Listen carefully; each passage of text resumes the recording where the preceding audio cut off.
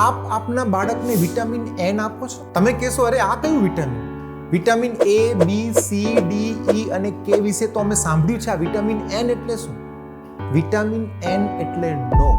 તમારું બાળક જીવન જરૂરી અગત્યની વસ્તુઓ સિવાયની કમ્ફર્ટ ઝોનની 10 વસ્તુઓની ડિમાન્ડ તમારી પાસે કરે, એમાંથી તમારી પાસે પૈસા હોય તો પણ 2 થી 3 વસ્તુની તમારે ના પાડવી જોઈએ, જેથી એ ના સ્વીકારતા પણ શીખે.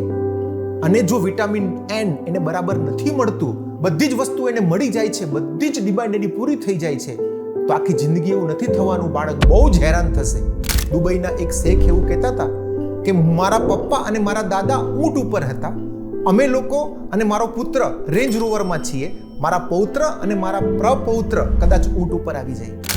કારણ કે ખરાબ સમય છે એ સ્ટ્રોંગ માણસ જન્માવે છે, સ્ટ્રોંગ માણસ છે એ સારો સમય લાવે છે, પરંતુ સારો સમય આવે છે એ નબળા માણસને પેદા કરે છે, અને નબળો માણસ ખરાબ સમય પેદા કરે છે.